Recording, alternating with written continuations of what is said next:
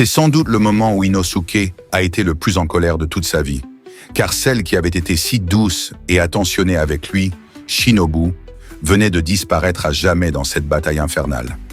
Il avait toujours eu ce sentiment étrange de l'avoir déjà rencontré quelque part. Il s'était dit qu'à leur prochaine rencontre, il lui poserait la question. Mais aujourd'hui, en apprenant sa mort, il comprend qu'il n'y aura pas de prochaine fois. Et celui qui a mis fin à la vie de Shinobu est là, juste devant lui. Inosuke est bien décidé. Ce démon va goûter à l'enfer. Il n'a jamais reçu de véritable entraînement. Mais son mode de vie sauvage lui a permis de développer sa propre respiration.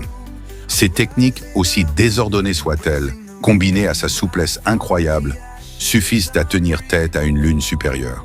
Et dans cet affrontement féroce, Inosuke réussit à reprendre l'épée du soleil de Kanao sans que Doma ne s'en rende compte. Quand l'arme réapparaît dans les mains d'Inosuke, Doma est sidéré. Quand est-ce qu'il a fait ça? Un adversaire aussi imprévisible pique sa curiosité. Il s'approche donc de lui pour un combat au corps à corps. Mais à sa grande surprise, Inosuke l'envoie valser d'un coup de pied bien placé. Voyant que Doma perd l'avantage, Inosuke continue son assaut. Et alors qu'il frappe avec sa lame, Doma, bien qu'en dehors de la zone d'impact, se fait tout de même toucher. Il ne comprend pas comment cela est possible. La vérité, Inosuke a désarticulé ses propres articulations pour étendre la portée de son attaque. Kanao, qui assiste à la scène, est sous le choc. Mais, s'il démonte ses bras comme ça, comment va-t-il continuer à se battre après? Et contre toute attente, Inosuke remet son épaule en place comme si de rien n'était. Il râle même. « Rah, j'ai visé le coup mais j'ai encore raté. » À côté, Kanao reste bouche bée. « C'est vraiment humain, ça ?» Doma, lui, trouve tout cela absurde. Ce type est une boule de chaos. Il remet ses articulations en place sans broncher. Et pourtant, malgré tous ceux qu'il a rencontrés au fil des siècles, c'est la première fois qu'il croise quelqu'un comme lui. Inosuke, fier comme un paon, réplique « Évidemment, moi je suis pas comme les autres amateurs. » Mais à peine a-t-il fini sa phrase que Doma lui arrache son masque, révélant son visage. Doma fixe ses traits et a une étrange sensation. Cette tête lui dit quelque chose.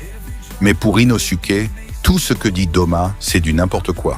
« Je t'ai jamais vu de ma vie, espèce de malade. » En réalité, ce sentiment de déjà-vu, Inosuke le ressentait depuis longtemps. Il pensait que c'était lié à Shinobu, qu'il aurait pu lui en parler. Mais c'est trop tard. Pendant ce temps, Doma se remémore enfin cette mémoire enfouie depuis des années. C'était il y a 15 ans. Une femme, le visage tuméfié, portant un bébé dans ses bras, avait rejoint la secte de Doma.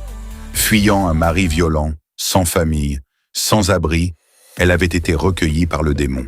Son œil droit était aveugle à cause des coups, mais son visage avait fini par guérir. Doma se souvient, elle était belle, douce. Sa voix, ses chansons, tout en elle était apaisant. Elle chantait souvent une comptine en tenant son bébé. Ce bébé, c'était Inosuke. Il poursuit. « Je n'avais pas l'intention de la manger, tu sais. Sa présence me mettait de bonne humeur. Mais elle n'était pas très maligne, même si elle était jolie. » Il explique qu'un jour, elle l'a vu en train de dévorer un de ses fidèles. Elle a été horrifiée. Il a essayé de lui expliquer. Mais elle l'a rejeté, l'a insulté, puis s'est enfuie, emportant Inosuke avec elle.